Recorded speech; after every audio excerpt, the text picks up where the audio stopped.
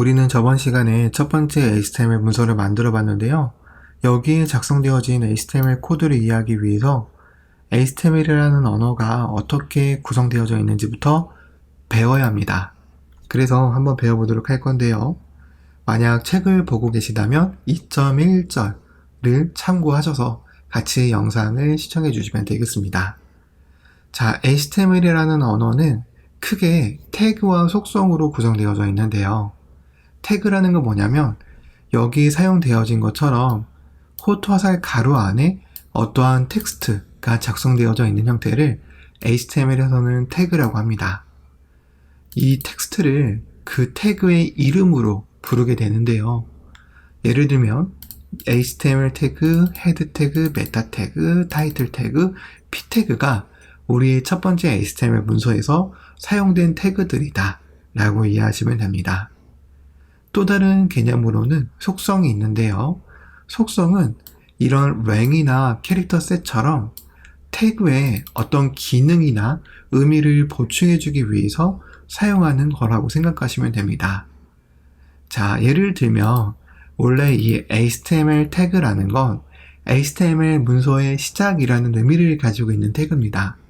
그래서 우리가 만약 이러한 속성 없이 이렇게 HTML 태그만 사용했다라고 한다면 전혀 오류는 아닌데요. 오류는 아니지만 그냥 단순하게 HTML이 시작되는구나 정도로만 알 수 있었던 것이 만약 이런 랭이라는 속성이 사용되어졌다라고 한다면 단순하게 HTML이 시작되었다 정도의 의미가 아니라 여기는 HTML이 시작되긴 시작됐는데 주력으로 사용한 언어가 한국어다라는 추가적인 정보를 알 수가 있는 겁니다.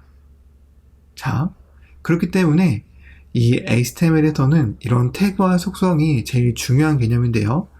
참고로 이 속성이라는 건 이런 식으로 속성과 값이 한 개씩 올 수도 있지만 컨텐츠처럼 속성 하나의 값이 여러 개 오는 경우도 있습니다. 이 각각의 속성들은 이제 우리가 앞으로 태그를 배워 나가면서 이제 그때그때 필요하게 되면 배우도록 하겠습니다. 자, 이렇게 HTML이라는 언어는 결국 태그와 속성이라는 개념들로 구성되어져 있는데요. 이제 이런 태그와 속성을 사용해서 어떠한 형식이 있는 문법을 만들고 그 문법을 가져다가 사용해야지만 이런 첫 번째 HTML 문서와 같은 것들을 만들 수가 있는 겁니다. 즉, 우리는 알게 모르게 이 문서를 만들면서 HTML 문법을 많이 갖다 썼어요. HTML을 구성하는 가장 작은 단위는 태그와 속성이지만 그 태그와 속성으로 문법을 구성하는 건 좀 다른 얘기인 거죠. 그래서 이제 HTML에서는 어떠한 문법들이 있는지를 좀 한번 확인을 해보면 크게 컨텐츠가 있는 문법과 콘텐츠가 없는 문법으로 구분할 수가 있어요.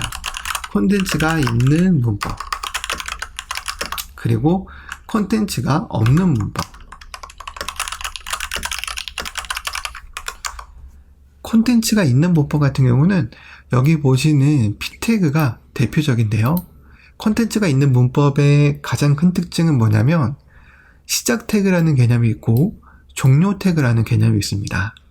항상 콘텐츠라는 건 이런 시작 태그와 종료 태그 사이에 작성되어져 있는 이런 모든 것들, 텍스트뿐만 아니라 다른 태그가 될 수도 있고 태그를 비롯해서 그 어떠한 것들 전부 다 통틀어서 태그와 태그 사이에 사용되어져 있는, 정확히는 시작 태그와 종료 태그 사이에 사용되어져 있는 것을 콘텐츠라고 합니다. 즉, 이러한 형태가 결국 콘텐츠가 있는 문법이라고 말할 수가 있는 거죠. 대표적으로 이런 타이틀 태그도 콘텐츠가 있는 문법인 거고요. 헤드 태그나 HTML 태그나 바디 태그도 전부 다 콘텐츠가 있는 문법입니다. 근데 아마 이런 p 태그를 좀 보시다가 헤드 태그와 HTML 태그, 바디 태그도 콘텐츠가 있는 문법이다라고 하면 거기서 약간 의아해 하실 수도 있으실 것 같아요. 왜냐면 p 태그는 너무 직관적으로 보이는데 헤드 태그? 이것도 콘텐츠가 있는 문법이라고? 바디 태그? 이것도 콘텐츠가 있는 문법이다라고? 처럼 좀 헷갈리실 수도 있어요. 근데 항상 이걸 기억하셔야 돼요. 시작 태그와 종료 태그 사이에 그 어떠한 것들이든지 오게 되면 여기 있는 것들은 전부 다 콘텐츠라고 하는 거예요. 결국 헤드 태그도 콘텐츠가 있는 문법이 되는 겁니다. 타이틀 태그도 당연히 콘텐츠가 있는 문법이 되는 거고요. HTML 태그도 당연히 콘텐츠가 있는 문법이 되는 겁니다. 좀 이해가 되시죠? 자, 그러면 이제 또 다른 문법은 뭐가 있냐면 콘텐츠가 없는 문법이 있어요. 콘텐츠가 없는 문법은 지금 우리가 작성한 이 예제 코드에서 대표적으로 메타 태그가 있습니다. 이 메타 태그 같은 경우는 시작 태그와 종료 태그라고 부를 만한 개념이 없어요. 그냥 어떻게 보면 태그 하나만 딸랑 사용되었다 라고 보면 되거든요. 컨텐츠라는 건 항상 이런 시작 태그와 종료 태그 사이에 와야지만 걔가 컨텐츠인데, 이런 메타 태그 같은 경우는 어떤 태그와 태그 사이에 작성된 내용이 없어요. 이러한 것들이 바로 HTML에서는 콘텐츠가 없는 문법이다 라고 부릅니다. 그래서 우리가 HTML5 이전에는 이렇게 콘텐츠가 없는 문법에 슬래시 기호를 꼭 붙여줬었어야 됐어요. 근데 이제 우리가 배우려고 하는 HTML5에서는 이런 슬러시를 붙이지 않아도 상관없습니다. 그런데 이런 게 어떠한 강제적으로 제한되어져 있는 제약사항은 아니에요. HTML5니까 꼭 콘텐츠가 없는 문법의 끝에는 슬러시가 있어야 돼, 이렇게 강제적으로 제한하는 건 아니거든요. 그렇기 때문에 여러분들이 어떤 일관적이게만 작성해 주시는 게 더 중요한 부분이다라고 생각을 해요. 하지만 HTML5에서는 이렇게 끝에 태그가 없는 걸 조금 더 권장하긴 합니다. 근데 아까도 말했지만 그렇게 중요한 건 아니에요.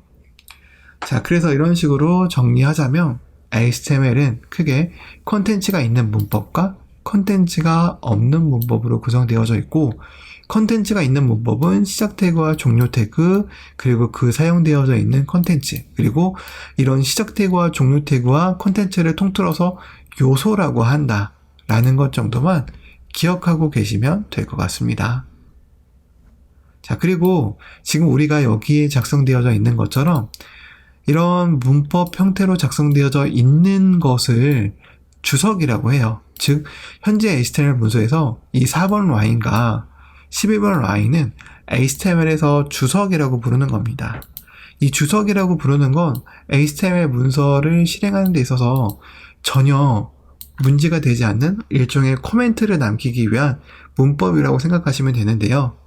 여기에 남겨져 있는 주석은 HTML 코드 실행에 그 어떠한 영향도 미치지 않기 때문에 이제 보통 이런 식으로 어떠한 메시지를 코드에 남길 때 주로 사용하는 문법입니다. 이 주석 같은 게 HTML 문서를 실행할 때는 전혀 문제가 없다지만 그래도 한 가지 주의를 해야 되는 점이 뭐냐면, 웹브라우저에서 이 주석을 볼 수 있는 방법이 존재하기 때문에 이 주석으로 뭐 비밀번호라든지 아이디라든지 이런 민감한 정보 같은 경우는 절대 남겨서는 안 됩니다. 제가 그걸 먼저 보여드리도록 할게요. 자, 우선 이 HTML 문서를 한번 실행을 해볼 건데, 우리는 라이브 서버라는 익스텐션을 설치했기 때문에 이 익스텐션을 적극적으로 활용해서 이제 예제 코드를 실행을 해볼 거예요. 윈도우 사용자 같은 경우는 Ctrl Shift P, 그리고 맥 사용자 같은 경우는 Command Shift P를 누르면 이런 명령 팔레트가 나와요. 그게 아니면 만약 명령어가 잘 생각이 나지 않는다라고 한다면 이 왼쪽에 이 첫 번째 걸 눌러서 나오는 메뉴는 필요 없겠네요. 여기 보이면 톱니바퀴 버튼을 눌러서 커맨드 팔렛이라는 걸 누르기만 하면 돼요. 이렇게 명령어를 칠 수 있는 팔레트가 나오고요. 이제 우리는 라이브 서버라는 걸 설치했으니까 라이브만 검색을 해도 이렇게 세 가지 옵션이 보일 거예요. 우리에게 필요한 건 오픈 위드 라이브 서버, 이게 필요한 겁니다. 이걸 클릭을 하면 보시는 것처럼 이렇게 웹브라우저에 실행이 되어져서 보이는 걸 확인해 보실 수가 있습니다. 그런데 지금 보시면 우리에게 여기 남긴 주석은 웹브라우저에 전혀 티가 나진 않아요.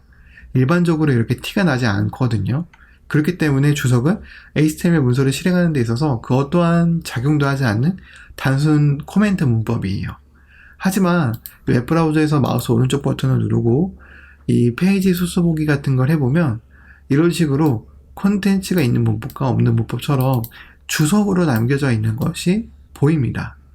그렇기 때문에 이런 소스 보기를 통해서는 주석을 확인할 수가 있기 때문에 절대로 이 주석에는 아이디와 패스워드처럼 민감한 정보는 남기면 안 되는 거죠. 자, 그리고 여기서 한 가지 좀 의아해 하시는 부분이 또 생길 수도 있을 것 같아서 제가 미리 말씀드릴게요.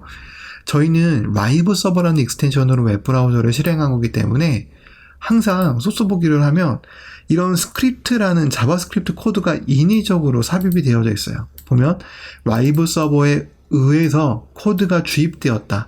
이런 식으로 주석이 남겨져 있잖아요. 즉, 얘는 우리가 라이브 서버라는 걸 실행했기 때문에 자연스럽게 들어가는 거지 실제 우리 HTML 코드에는 없는 코드가 맞아요. 그렇기 때문에 이러한 부분은 라이브 서버를 우리가 사용하는 입장에서 코드 인젝티드 바이 라이브 서버라고 되어져 있는 이 부분은 그냥 무시하고 없는 것처럼 생각을 하셔도 된다라는 걸 한 가지 더 알려드리고 일단 영상은 여기서 끝내도록 하겠습니다.